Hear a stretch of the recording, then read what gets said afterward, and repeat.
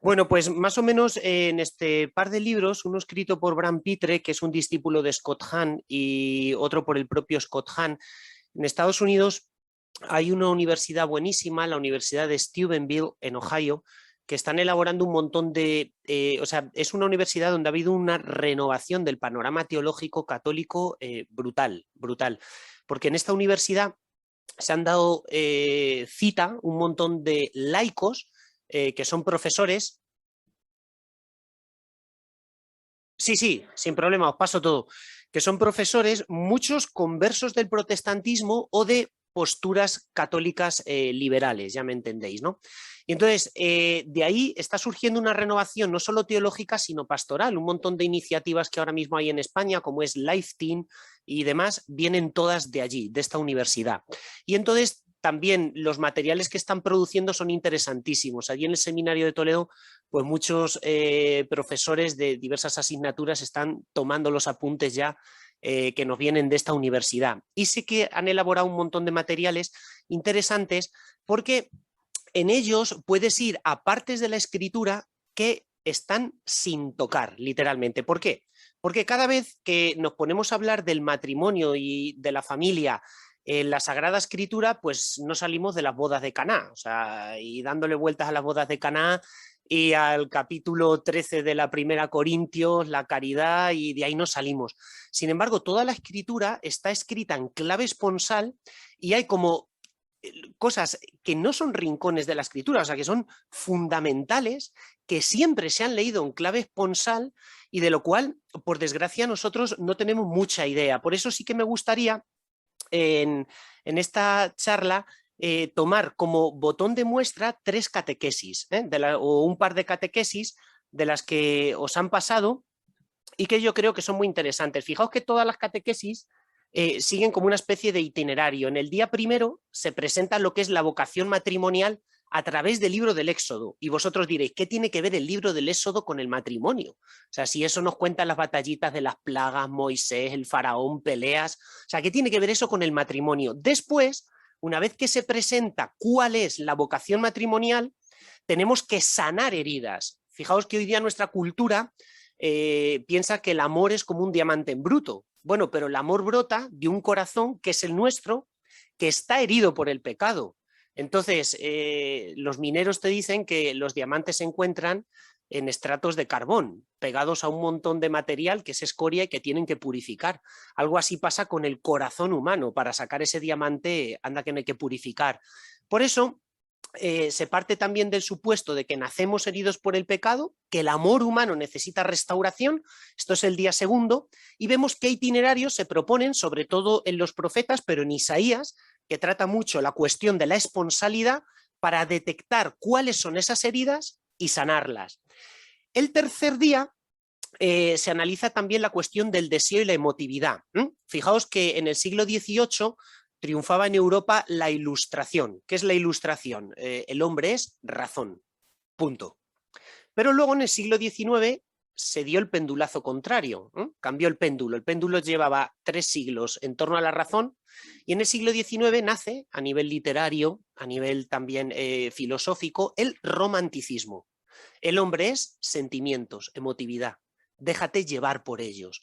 Bueno, el sentimiento necesita ser educado y vivimos en una cultura pues muy emotiva donde se reduce el hombre a puro sentimiento. Y entonces, viendo el Cantar de los Cantares, que es un texto esponsal por excelencia en la Biblia, vemos cómo se tiene que educar el lenguaje del deseo. Aparecen unas claves interesantísimas.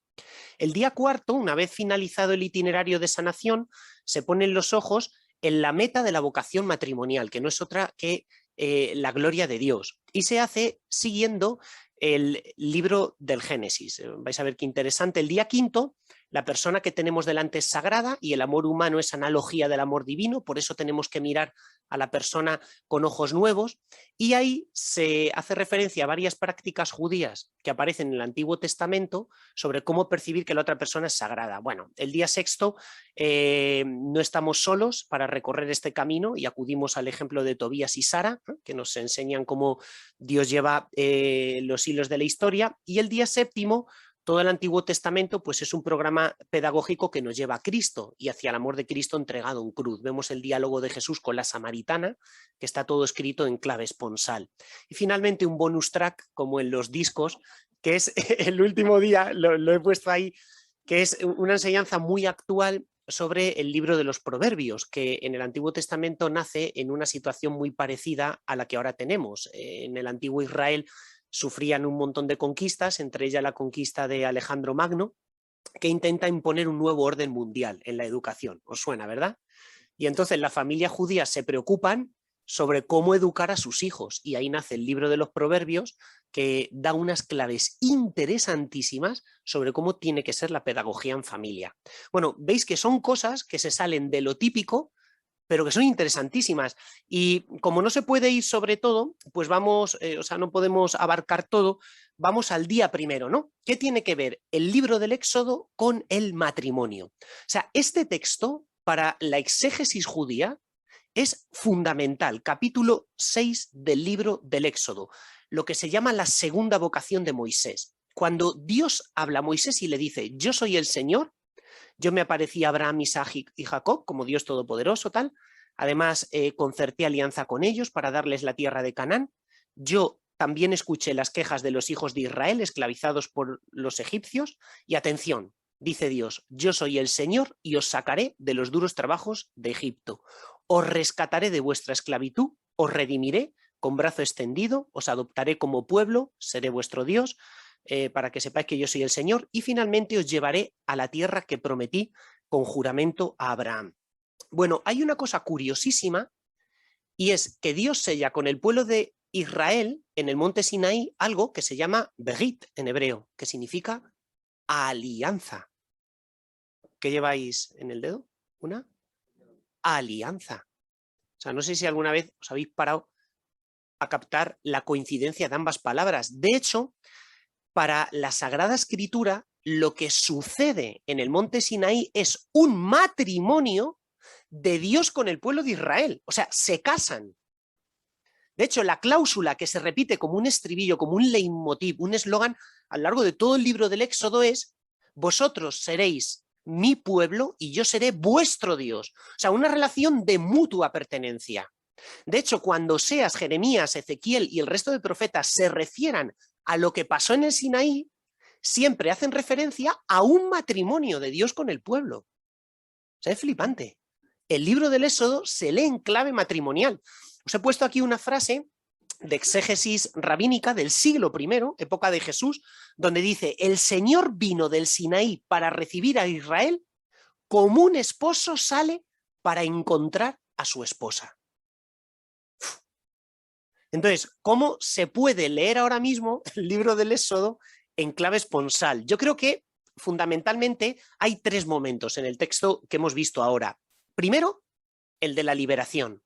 La esposa de Dios está prisionera y Dios tiene que liberar al pueblo. De hecho, aparece mucho un verbo en hebreo, que es el verbo gaal, que es una acción muy concreta, que es la acción de redimir. Pero fijaos que esto aparece aplicado al matrimonio en otros textos de la Biblia, como puede ser la relación o la acción que hace Booz con Noemí en el libro de Ruth. O sea, es increíble, ¿no?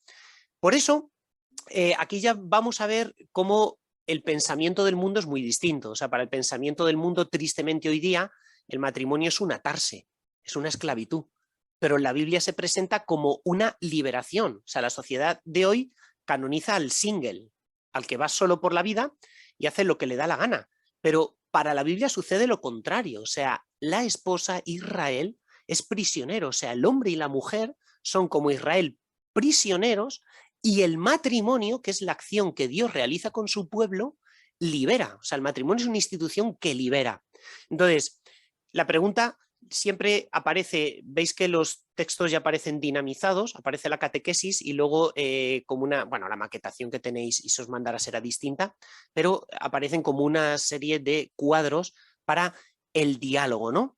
Entonces, el diálogo: ¿de qué me ha liberado Dios gracias a mi matrimonio? ¿Cuáles eran mis posibles esclavitudes y en qué sentido mi cónyuge me ha echado un cable para salir de ellas, ¿no? O sea, es curioso, pero ver el matrimonio como una liberación, ¿no? Por ejemplo, ¿qué hace que en ocasiones vea mi matrimonio como una carga? Y si es así, mi razonamiento falla en algún punto, ¿dónde me equivoco? Después aparece en el libro del Éxodo algo muy curioso y es la relación de pertenencia. Esto es el matrimonio, comunión. Os adoptaré como pueblo mío y seré vuestro Dios. ¿Por qué es importante esto? Porque fijaos que también nuestra cultura, desde el Renacimiento en adelante, ha exaltado la autonomía como valor supremo. De hecho, captamos un montón de eslogans en el ambiente: no pertenezco a nadie, no tengo por qué dar cuenta de nada. Sin embargo, San Juan Pablo II repetía muchísimas veces que el matrimonio es autodonación, ¿no? Que es lo contrario de la autonomía.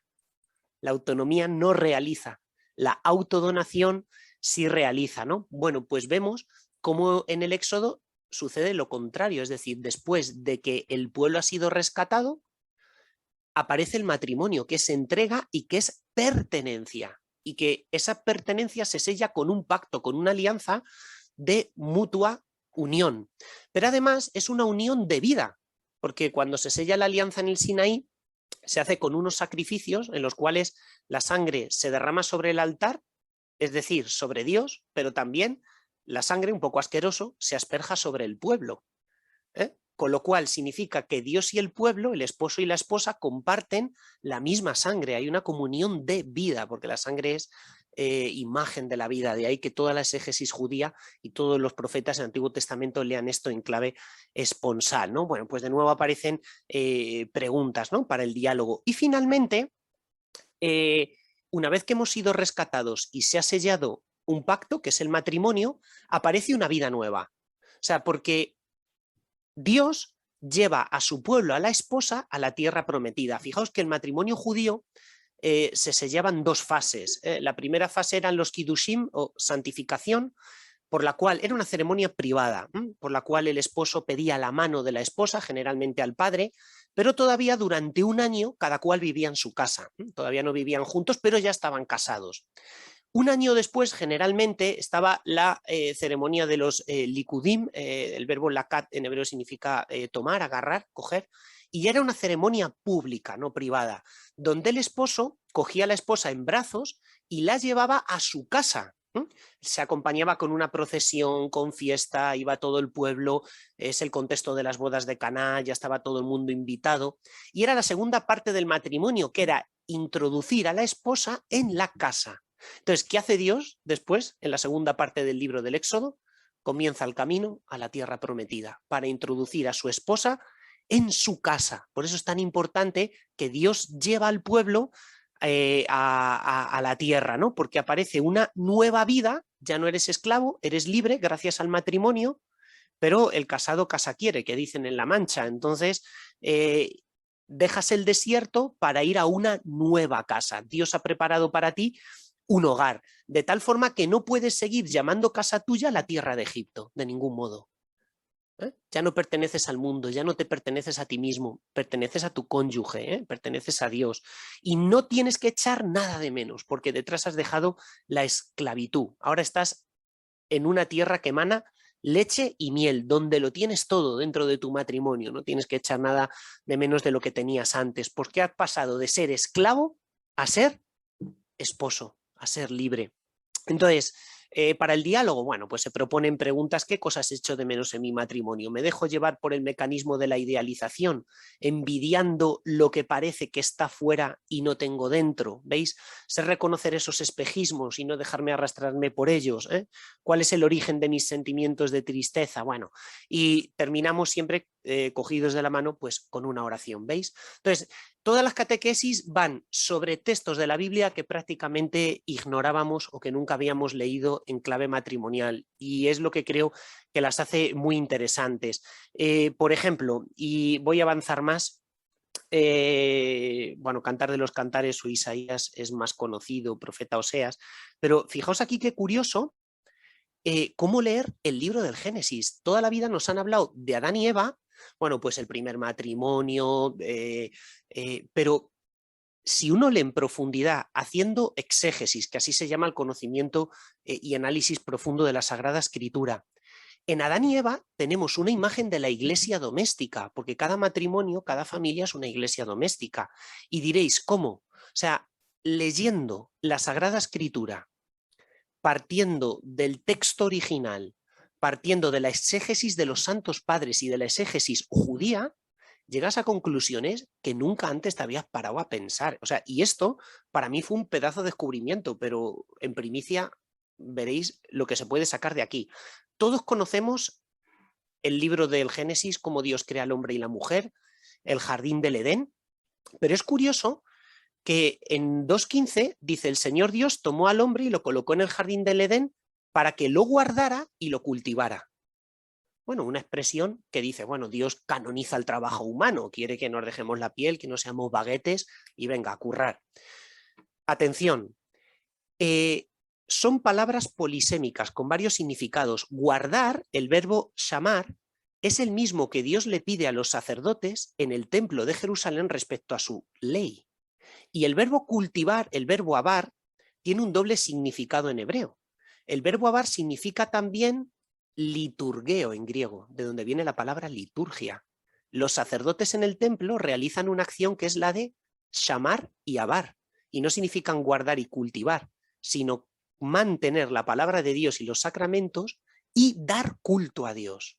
O sea, las mismas acciones que en el libro del Levítico se pide para los sacerdotes de Israel son las mismas que Dios encomienda a Adán y Eva en el jardín del Edén. Un punto más. El templo de Jerusalén estaba orientado mirando hacia el oriente. ¿Hacia dónde miran las puertas del jardín del Edén? Hacia oriente. El templo de Jerusalén tenía 2 serafines guardando la puerta. ¿Quiénes están guardando la puerta del jardín del Edén? Los serafines. En un texto muy curioso del libro del Génesis se nos dice que en el jardín del Edén había oro, onix y una serie de piedras preciosas. Cuando se describe cómo Salomón construye el templo, exactamente está hecho con las mismas piedras. El jardín del Edén era una montaña, porque de él manaban unos ríos que regaban todo el mundo. De hecho, Ezequiel dice que el jardín del Edén estaba en una montaña. ¿Dónde está el templo de Jerusalén? En una montaña. La exégesis rabínica, de hecho, dice que Adán y Eva, esto ya es de los rabinos judíos, seguían dentro del jardín del Edén las mismas leyes cultuales que los sacerdotes dentro del recinto del templo. O sea, a lo que voy, Dios coloca a Adán y Eva como sacerdotes. Alguna vez hemos oído esto de que todos somos sacerdotes, el sacerdocio común de los fieles. O sea, porque Dios crea a toda la humanidad y al primer matrimonio como sus sacerdotes. ¿Qué hace un sacerdote? Trabajar para la gloria de Dios, no vive para otra cosa. O sea, ellos viven para la gloria de Dios. Entonces, es súper curioso porque en la Sagrada Escritura el jardín del Edén es como un templo. ¿Qué hace Adán y Eva? Vivir en comunión con Dios, en unión con Dios, es como un templo. De tal forma que cuando son expulsados del Edén, el resto de la Sagrada Escritura es cómo recuperar, hasta que no llegamos al capítulo final del libro del Apocalipsis, el paraíso que habíamos perdido. Y el paraíso que habíamos perdido es la vida en comunión con Dios dentro de su templo. Entonces, claro, significa leer muchísimo más y muchísimo más en profundidad textos con los cuales ya estábamos muy familiarizados, porque la Biblia presenta a Adán y Eva como sacerdotes, como sacerdotes. Entonces, no es tan complicado de entender, ¿no? El catecismo de la Iglesia Católica siempre lo ha enseñado, el sacerdocio común de todos los bautizados, y Romanos 12, cuando San Pablo dice: ofreced vuestros cuerpos como hostia viva a Dios, es decir, como sacrificio, que todo nuestro trabajo y las realidades temporales que vamos tocando sean como un acto de culto a Dios, ¿no? Entonces, para el diálogo, ¿no? Después de haber analizado todos estos textos de la Escritura, ¿cuál es el lugar que Dios ocupa en mi matrimonio? ¿Leemos siempre nuestra historia en Dios y desde Dios? A pesar del trabajo extenuante, y es verdad, pues que todos llevamos adelante, ¿existe un momento reservado para Dios, para la oración cotidiana en nuestro matrimonio? Como sacerdotes, ofrecemos a Dios cada inconveniente que nos sale al paso en la vida diaria. Pero veis, o sea, probablemente nunca nos habían hablado de Adán y Eva como sacerdotes, y en el libro del Génesis es una de las enseñanzas fundamentales. Bueno, ¿cómo convertir mi casa en un templo, ¿no? Puesto que la simbología del Génesis para describir el paraíso del Edén es la misma que para describir el templo de Salomón, la conclusión salta a la vista. Busca a Dios que mi matrimonio se convierta en un paraíso, en un Edén, donde Él es el centro, donde Dios es el centro. Por tanto, que mi hogar sea como un templo, ¿no? La vida humana está sometida a una doble coordenada, el espacio y el templo, y el Edén es un lugar sagrado, espacio sagrado, pero también viene marcado por un tiempo sagrado, porque Dios crea el mundo en 7 días y el séptimo es para la liturgia, para el culto. Sabéis que en el Edén tanto el espacio como el tiempo tienen una dimensión sagrada, porque Adán y Eva son sacerdotes. Entonces, hay espacios y tiempos sagrados en nuestro matrimonio, y de nuevo un cuadro para generar el diálogo, donde se me aconseja pues crear un rincón capilla en casa, que todos lo hicimos seguro durante la pandemia, entronizar una imagen del corazón de Jesús, del corazón de familia, crear como nuestro mini santuario. Bueno, y finalmente, pues lo que os he hablado, ¿no? El retorno del paraíso perdido. De hecho, ¿cómo termina o un punto central, sí, el libro de Apocalipsis? Con la nueva creación. Pero la nueva creación coincide con la creación de una nueva Jerusalén, de un nuevo templo. ¿Veis cómo coinciden las cosas? ¿Por qué no te explicas el Apocalipsis? Porque antes no te has explicado el Génesis. Y si el paraíso es un templo, luego entiendes que en el Apocalipsis termine todo con la nueva Jerusalén y con la nueva creación, porque es recuperar ese paraíso perdido, esa sacralidad del matrimonio de Adán y Eva, ¿no? Entonces, bueno, pues de nuevo un cuadro para el diálogo y se termina con una oración. Bueno, a lo que voy, simplemente os he ofrecido un par de canapés, no sé si tenemos más tiempo, Miguel, yo no quiero ser pesado, nos da tiempo a una más, para que veamos cómo la Biblia es riquísima, muchas veces siempre, que si Abraham y Sara y las bodas de Caná y catapum, chimpún. No, pues hay muchísimo más de lo cual podemos ir tirando. Es verdad que esto es nivel pro, o sea, nivel 2.0, 3.0, porque esta catequesis son para matrimonios que ya estáis. O sea, me refiero a un matrimonio que se esté a por uvas, pues mira, no sé, haz un pack, un retiro de impacto, cualquier cosa que te acerque más a Dios. Pero para los que ya estáis, yo creo que necesitáis caña, ¿no? Y beber algo que os apetece, que nunca hayáis leído y que os pueda venir muy bien. Yo es verdad que tampoco soy muy especialista en matrimonio, lo mío es la Sagrada Escritura, investigar cada rincón. Pero, por ejemplo, una cosa políticamente incorrecta, cuestión del velo. Qué curioso. O sea, en la Biblia se da una importancia tremenda al velo. Ya sé que es un tema hoy políticamente incorrecto, porque el velo, no, la mujer es de menos, la mujer es de más. Mira los musulmanes que las tienen ahí todas tapadas, tal. Bueno, la Biblia es un tema súper importante, pero entendedme, he creado una catequesis sobre el velo porque es curiosísimo. Esta catequesis está ligada en el itinerario lo que es ver a la otra persona como algo sagrado. O sea, en el Antiguo Testamento el velo era parte esencial del vestido de ceremonias, de la boda. De hecho, la mujer estaba velada toda la semana del Likudim, la última parte de la ceremonia, y solo el último día y en la cámara nupcial la mujer se desvelaba. De ahí se entienden algunos trágicos errores en la Biblia, como es el de Labán y Jacob. Ya sabéis lo que pasa con Labán y Jacob. Jacob se quiere casar con Raquel. La Biblia es muy parca en descripciones, no describe, pero dedica un párrafo a hablar de la hermosura de Raquel, de lo guapa que era. Y claro, Labán tenía 2 hijas, Raquel, que era muy guapa, y la Biblia lo describe mucho su belleza, y Lea, que la Biblia simplemente en una frase dice, era de ojos graciosos. La Biblia es muy delicada. Era de ojos graciosos. Voy a decir, es más fea que un murciélago, pero no, era de ojos graciosos. Y entonces lo que hace Labán es que le da gato por liebre y coloca a Lea.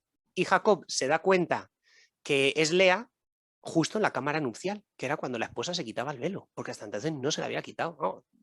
Leyendo todas estas costumbres te das cuenta. Entonces, ¿por qué es curioso? Fijaos, en el Cantar de los Cantares, la esposa aparece con un velo que solo se quita cuando ya está en la cámara nupcial. De hecho, el esposo en la cámara nupcial dice, palomas son tus ojos. O sea, porque no había visto todavía los ojos de la esposa. 2 mitades de granada, tus mejillas tras el velo, porque es cuando el esposo comienza a ver a la esposa. Entonces, en toda la obra se identifica el desvelamiento con el momento culmen de la ceremonia, que es el momento en el cual entran en la cámara nupcial, consuman el matrimonio y es el momento de la intimidad entre los esposos. De ahí que en hebreo la palabra yadá, conocer, sea la misma que se emplea para describir el acto sexual. Porque es cuando conoces y ves el rostro de la esposa, no conozco varón. Sabéis que en hebreo, en la Sagrada Escritura, para que las traducciones muchas veces se cambian, ¿no? Porque eso de no conozco, si conoces, pero el verbo yada, el verbo conocer, es el verbo que se emplea para hablar de las relaciones sexuales, ¿no? Otro ejemplo es Susana, en el libro de Daniel, a quien unos pervertidos pues querían arrancarle el velo para poder ver su rostro. Finalmente esta gente es juzgada. O sea, y luego es curioso, ¿por qué el velo? ¿Veis la importancia que tiene en el ritual judío? Pero esto no es la clave es lo que viene ahora. El velo era empleado en la liturgia judía como indicador de lo sagrado. O sea, el templo de Jerusalén tenía el parotec, un velo enorme que tapaba el Sancta Sanctorum. Bueno, en concreto había dos velos, porque si abrías uno podías ver el Sancta Sanctorum, entonces abrías uno y luego tenías otro. Ese parotec o velo era muy bonito porque estaba decorado con motivos vegetales. Muy curioso, porque la creación, la naturaleza, es el velo que oculta la presencia de Dios. Por eso el velo del Sancta Sanctorum estaba decorado con motivos vegetales. Indicaba el acceso a lo sagrado. Pero como si de un quirófano se tratara, en el templo de Jerusalén, todos los utensilios que se utilizaban para realizar el culto, que en este caso eran cuchillos, eran utensilios más de carnicero que de otra cosa, tenían que estar velados, tapados con una tela, porque eran sagrados. O sea, todas las acciones litúrgicas del libro de Éxodo y del Levítico son insistentes. Siempre hay un velo que es lo sagrado. Por eso la primera ceremonia judía del matrimonio se llamaba el Kiddushim, o traducido al español, la santificación. Bueno, ¿qué significa que la esposa va con un velo al matrimonio? Que es sagrada. O sea, es corregir nuestra mirada. ¿Cómo veo yo a mi esposo, a mi esposa, en una cultura que todo lo cosifica? Por ejemplo, Moisés, cuando baja de haber visto a Dios cara a cara en el monte Sinaí, ¿qué se pone en la cara? Un velo, porque ha estado en contacto con lo sagrado. Es tremendo. O sea, ha estado en contacto con la gloria divina y el velo esconde la gloria divina, bien sea en la creación, en el Sancta Sanctorum, en la cara de Moisés o en la cara de la esposa, en toda la Sagrada Escritura. Esto es las antípodas de nuestra cultura, que cosifica a la persona, ¿no? O sea, si las novias en Israel iban veladas no era causa de planteamientos misóginos, sino porque eran sagradas. El velo separa el ámbito de lo sagrado del de lo profano. La gloria de Dios se irradia en la persona que yo tengo delante, en mi marido o en mi mujer. ¿Veis? Ya damos el paso a la aplicación práctica, porque todo lo otro puede quedarse como anecdotario histórico. El matrimonio es algo sagrado porque me habla de Dios, mi cónyuge me habla de Dios. Al igual que el rostro velado de Moisés irradiaba la belleza divina, el rostro de la persona que tengo delante irradia la belleza divina. Es impresionante. Por eso, para el diálogo, pues veo a la otra persona como sagrada o inconscientemente la cosifico, ¿no? Obviamente una forma de cosificar a mi cónyuge es no respetar lo suficiente o usarlo como objeto para saciar mis necesidades afectivas, ¿no? Esto es tremendo cuando se utiliza muchas veces el matrimonio para saciar cierta dependencia afectiva, cuando no pulsiones biológicas, eso es terrible, pero la dependencia afectiva se cuela muchísimo. Por otro lado, el velo oculta un misterio, ¿no? O sea, oculta un misterio, pues el misterio de la otra persona que tengo delante. Bueno, en el momento de la muerte de Jesús se da muchísima importancia al velo del templo rasgado. O sea, porque es el lugar de la consumación del matrimonio, cuando Cristo muere en la cruz, en el Evangelio de San Juan. ¿Veis? Se rasga el velo a la vez que Cristo muere en la cruz. ¿Cuándo se quitaba el velo en un matrimonio? En el momento de la consumación. Todo está cumplido, todo está consumado, telelioka en griego. O sea, cuando Jesús muere en la cruz, porque es el momento de la consumación del matrimonio, por eso se rasga el velo. La carta a los Hebreos hace referencia también a ello en el capítulo 10. Por tanto, la cruz es el signo nupcial más bonito de toda la Sagrada Escritura, porque es cuando se rompen todos los velos. Y ya no hay velo en el templo, pero tampoco hay velo para acceder a Dios, porque está al costado de Cristo abierto de par en par. Por eso la cruz es una gran ceremonia nupcial, ¿no?